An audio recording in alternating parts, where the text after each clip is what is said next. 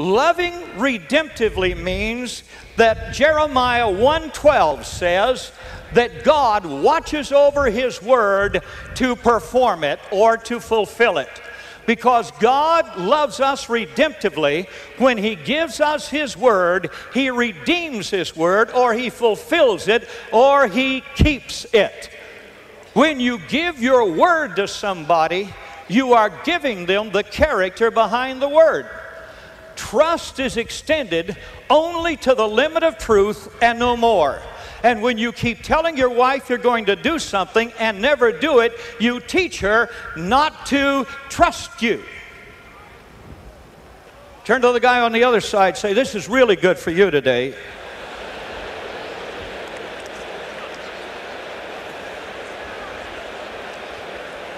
Hey, how many, come on, you're on my time again. Here we go. How many of you know what a pawn shop is? You know what a pawn shop? Raise your hand. A pawn shop is where you need money and you take an object in there, whether it's a bicycle or a Rolex watch or a saxophone or whatever it may be, and you say, I want you to loan me money based on the value of this. He will then loan you money. That object is yours. It is yours, but it's in his possession. And the only way you get it back is going and giving him the money he loaned you plus the interest on it. That is how you redeem that object. And the way you redeem your word is when you give your word to your children or give your word to your wife, you keep it.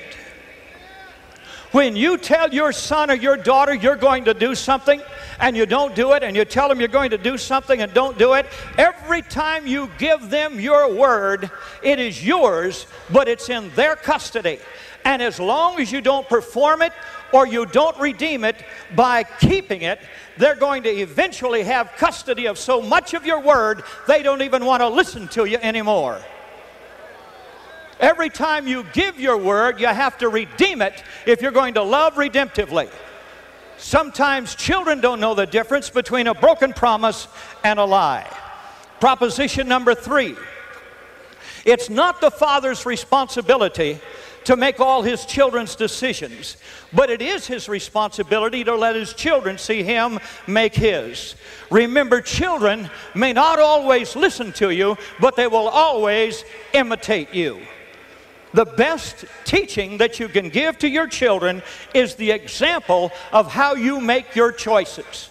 Decisions determine character, conduct, and destiny. Everything in life is under your power of choice.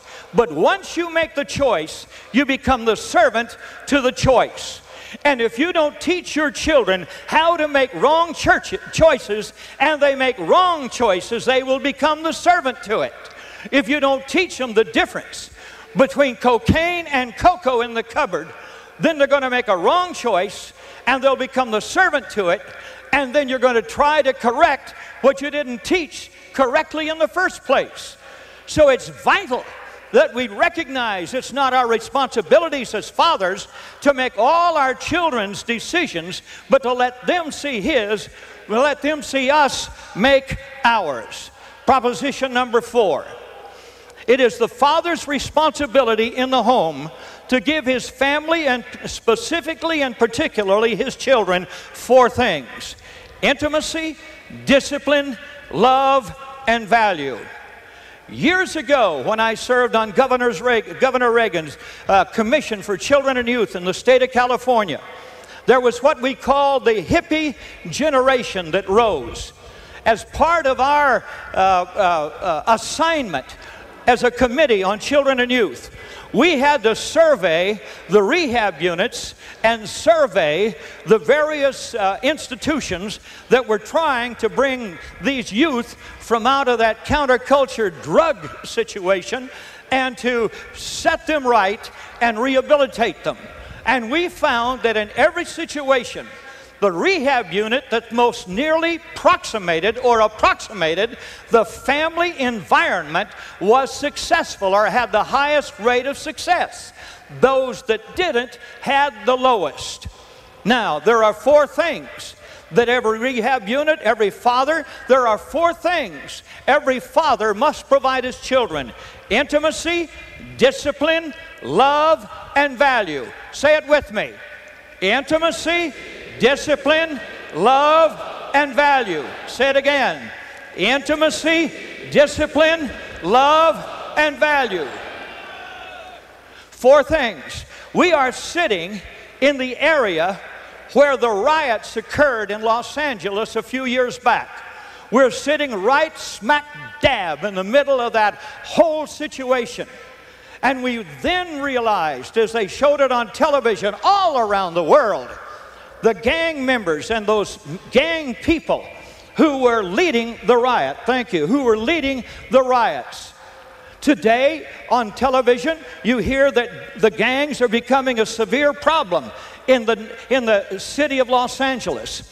In Chicago 3 months ago, 35,000 gang members marched on City Hall and announced they were forming a new political coalition of gang members all across the nation. And in the recent citywide election, they had 4 gang members running for the city council. 2 made it past the primary. We are living in a society that is slowly but surely turning away, and it's because of one thing: fatherlessness. May I say to you that gangs are nothing more nor less than counterfeit families, because the gang will provide what the father doesn't: intimacy, discipline, love, and value.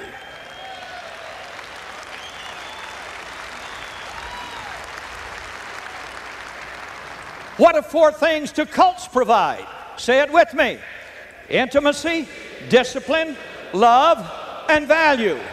These are counterfeit families, and they prey upon those from the fatherless homes, from the places where there is no disciplinarian, where there is no one to counsel, no one to mentor, no one to give role models to. And of all the people in the world that should be those who watch over their children in order to see. Hey, how many of you here have daughters? Let me see your hands.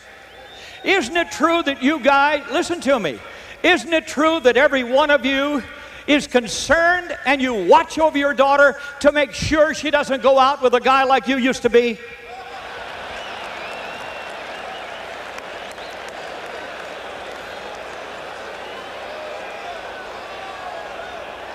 Point number 5, you're on my time.